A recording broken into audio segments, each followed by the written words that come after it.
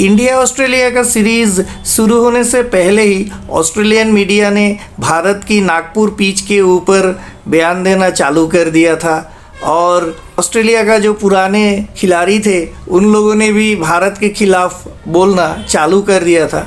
ये ऑस्ट्रेलिया जो है, इन लोगों का कंप्लेन बहुत ज़्यादा है।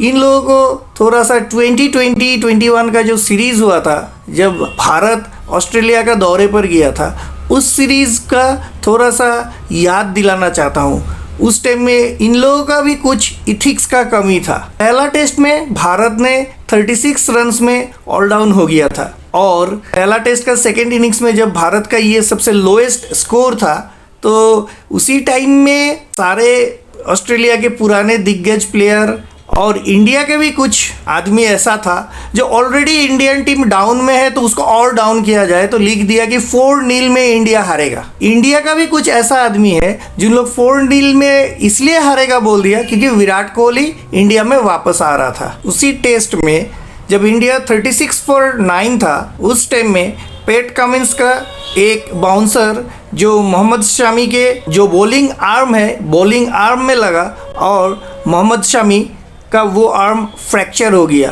और मोहम्मद शमी इंडियन टीम के बाहर निकल गए। सेकंड टेस्ट में विराट कोहली इंडिया वापस आ गए थे। मोहम्मद शमी इंडियन टीम से आउट था। रोहित शर्मा ऑलरेडी बाहर था।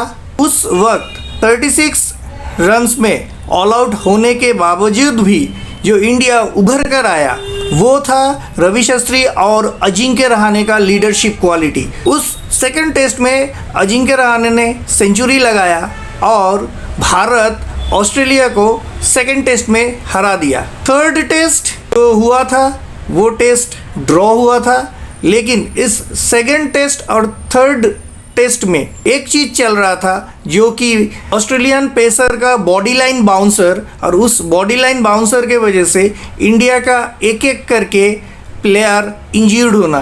थर्ड टेस्ट के थर्ड दिन मिचेल स्टार्क की राइजिंग डिलीवरी जो जडेजा की बॉडी लाइन में गया था और जडेजा इंजर्ड हुआ था, तो उन लोग उस टाइम में जितना भी ऑस्ट्रेलियन फर्स्ट बॉलर था, एक चीज़ तो उन लोग तय कर लिया था कि या तो इंडियन टीम को आउट करेंगे, नहीं तो इंजर्ड करके हॉस्पिटलाइज्ड कर देंगे। अगर विश्वास नहीं होता है तो चौथा टेस्ट में चेतेश्वर पुजारा का जो हीरोइक नॉक है वो हमें याद रखना है।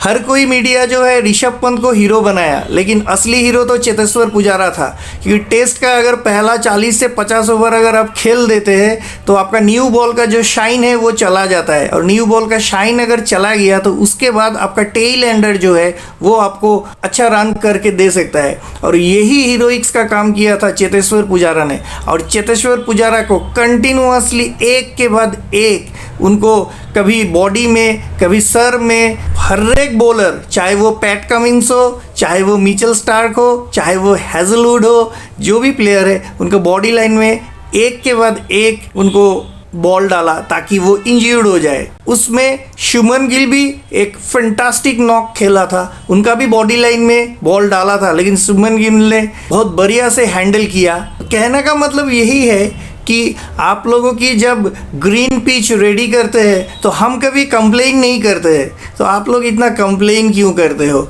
आप जब आते हो खेलने के लिए आप तो प्रिपरेशन लेके आते हो। इंडिया भी प्रिपरेशन लेके गया था, फिर भी इंडिया इंजर्ड हो गया। आप लोगों ने तो इंडिया का बॉलर्स को टारगेट करके उन लोगों को बॉडी लाइन में हिट किया। थर्ड टेस्ट जो था वो भी बड़े मज़ेदार हुआ था। उस टेस्ट में रविचंद्रन अश्विन और हनुमा विहारी का हीरोइक नॉक भारत को उस टेस्ट ड्रॉ करने में हेल्प किया था, और उस नॉक में रविचंद्रन अश्विन इंजर्ड हुआ, हनुमा विहारी का हैमस्ट्रिंग इंजरी हुआ था, और हनुमा विहारी थर्ड टेस्ट जब खेल रहा था वो इंजरी लेके बैटिंग किया। इस तरह का होता है इंडिया ऑस्ट्रेलियन टेस्ट का जो स्पिरिट। तो उस स्पिरिट में इंडिया कभी कंप्लेन नहीं किया कि ऑस्ट्रेलिया क्यों बाउंसी ट्रैक बनाता है, ऑस्ट्रेलियन का बॉलर क्यों इंडिया की बॉडी लाइन में बॉल कर रहा है और इंजर्ड कर रहा है।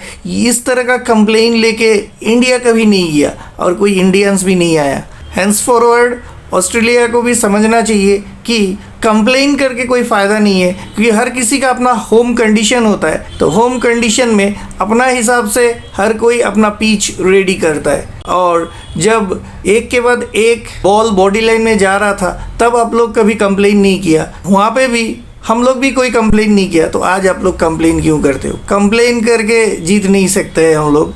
अगर जीतना है तो खेल के जीतना होगा। Thank you for watching the video till the end. जय हिंद, वंदे मातरम, भारत माता की जय।